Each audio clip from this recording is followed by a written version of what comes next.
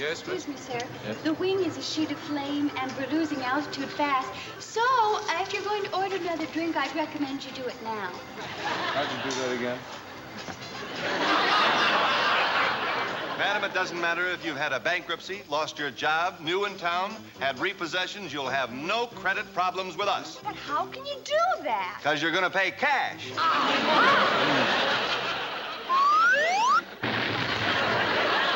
Tonight, Laugh-In takes a penetrating look at insurance. Hey, I just bought one from my cousin Harvey. Cousin Harvey's an insurance man, huh? You better believe it. You know, he's even got me covered for monsoons, volcanoes, and Indian uprisings.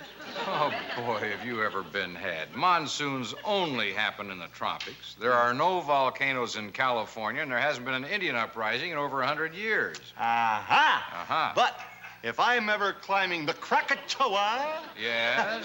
in the rain and run into a nasty Navajo... Cousin Harvey's right there. Where?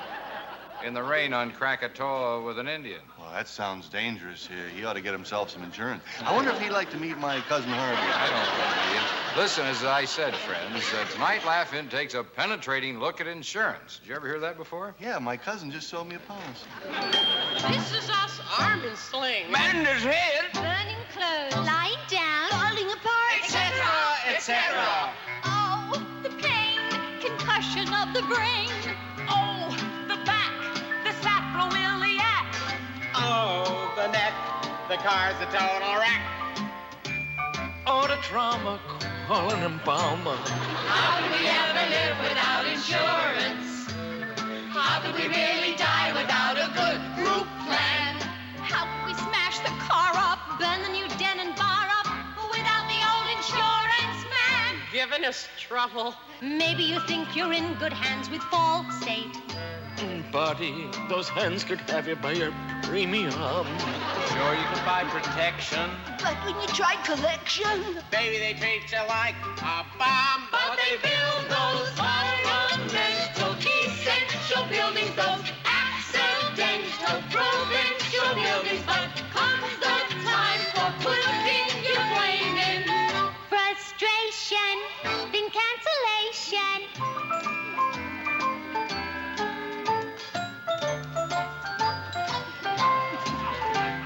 What would we ever do without the whiplash? How could we get a cent without the injured back? Why should we all stay healthy When we could all be wealthy. playing the hypochondriac? How could we ever live without insurance? Statistics won't tell us. They never do. How can we ever live without insurance?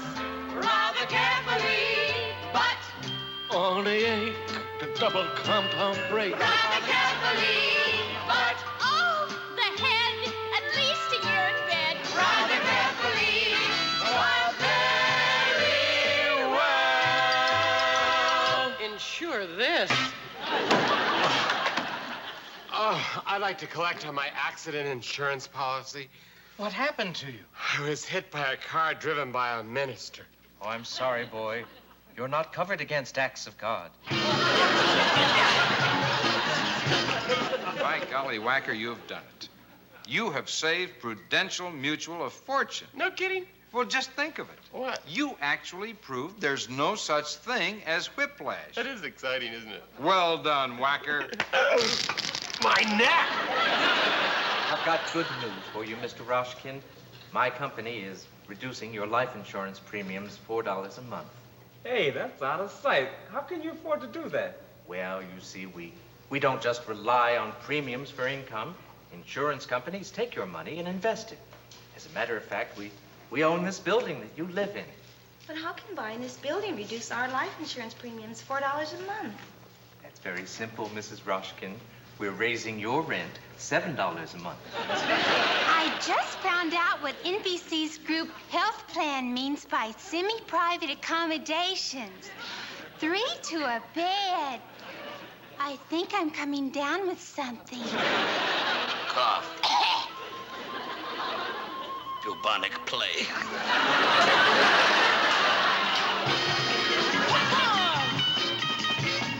Here's my pill. Now that's group insurance.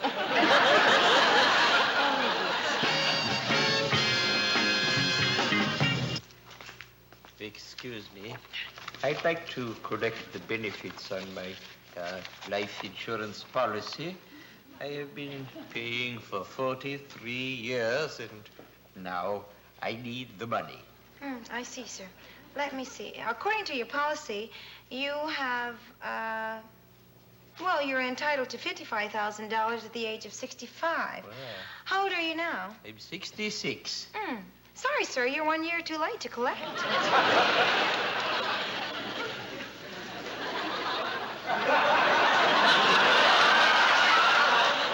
As future insurance salesmen and women, I think you should all know about actuarial tables, which tell the life expectancy of the average person. For instance, according to our figures, one person will die every 5 seconds.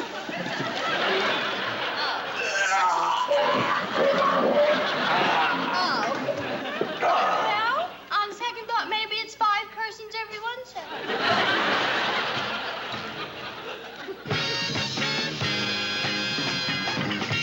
Mother, you're gonna be all right. No, son. I've lived a full life. It's all over. No, Mom, not you. You can't go this way.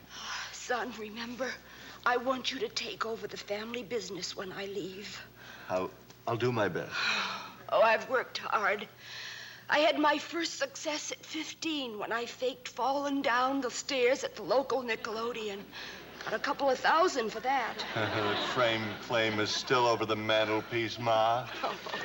Oh, I'll never forget that case of fake stomach poisoning. That settlement bought us our house. Remember, son, seafood restaurants are always the best. Just grab your stomach and cry out, "It was a crab!" It's gonna be hard to live up to your success. Oh, you can do it. You can do it. Oh, I'm proud of you, son. Oh, not many sons could stay in a wheelchair faking amnesia for 4 years just to collect on a kiddie car accident. What's a son for, Mom? Anyway, that trip to Europe more than compensated for it. Oh, you know we couldn't have afforded that if your father hadn't have faked going blind after he washed his face in that soap the stars use. I know, Mom, I know. Don't worry, I'll look out for him. And remember, always cheat the insurance company. They expect it of you. You're dying. Yes. And now for the bad news. Oh, here I am, covered in double indemnity and dying of natural causes. It's not too late, Ma. Can you just make it down to the street? Oh, God love ya. That's my boy. That little exercise in semantics, friends, is what we euphemistically call our look at insurance. You know, I think we were pretty harsh on those guys, Dick. Well, they deserve it. They canceled my auto insurance. Oh, really? Had a lot of accidents? Well, I just happened to run over my insurance agent while driving my new car. Ran over your own insurance agent? Oh, there's a funny coincidence. Well, actually, I was on my way to see my doctor, see, and they're both on the 12th floor. I see. Well, how did you run over your insurance agent? I must have just made a wrong turn coming out of the elevator. That would explain it. Yeah, I don't understand it. Boy, Goldie, that Dick is really dumb. Yeah, you know, I think by now I should know the 12th floor is a one-way floor. Yeah, by now.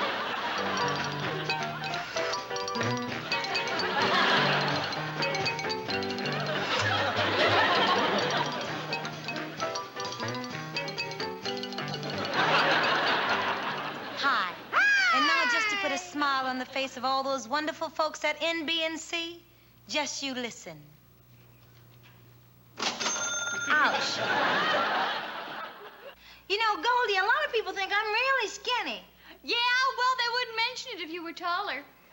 Well, I'm tall and people mention it. Sure, but you lie about your age. On the other hand, you girls must eat very little food. Well, we have to eat very little food. Big food gets stuffed. I was in a Burbank diner and ordered kidney pie. They said they didn't carry it. It seems the hospital refuses to deliver.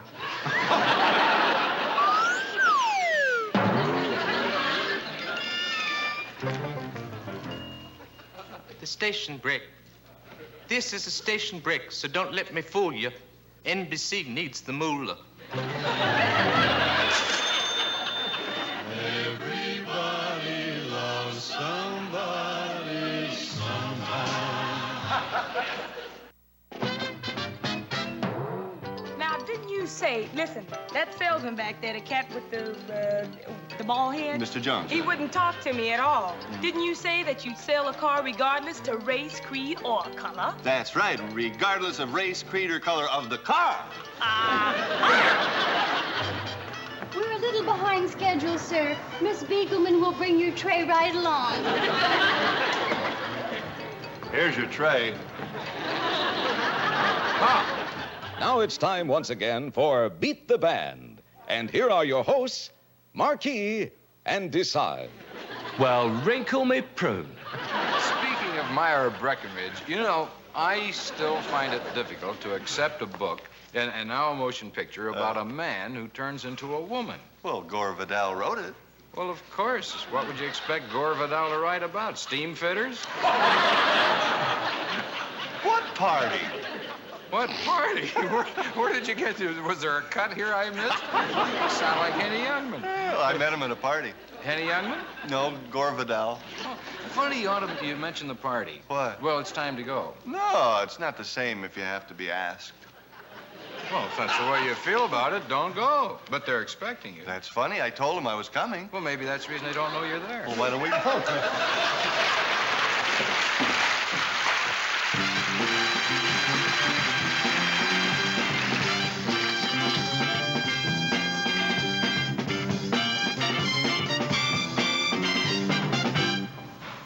I now pronounce you man and wife.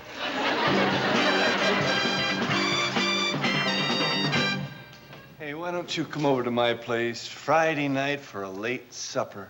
How late? Oh, somewhere around Sunday noon.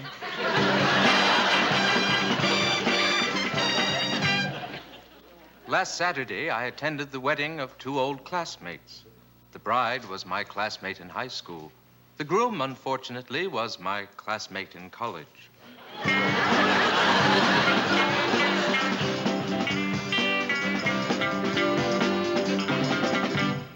I simplified my boss's filing system and put everything under A. A letter, a customer, a contract. Now I'm looking for a job.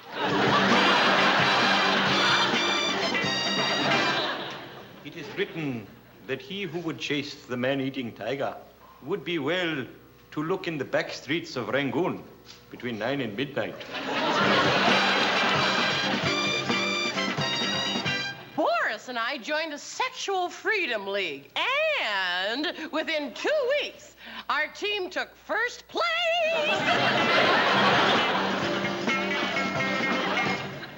Last night I dreamed I fell asleep in the middle of the freeway.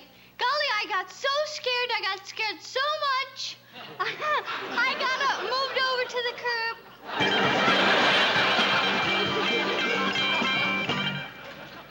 I think Secretary Finch would have had more luck last summer if he had nominated Dr. Knowles on a Wednesday. AMA would have been out playing golf.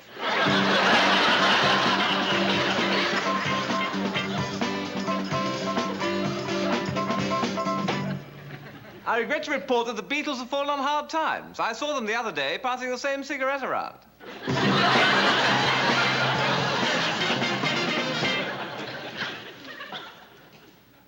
In my day, girls' skirts went up to there, but not so often. Baron, I read the government's paying Senator Eastland $116,000 not to grow anything on his farm. Dan, that ain't nothing. The brothers in my neighborhood would be happy not to grow it for half that much.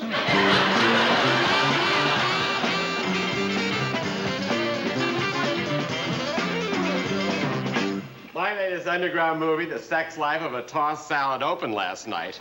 The New York critics didn't like it, but Julia Child gave it 4 stars. Kiss the Beaver.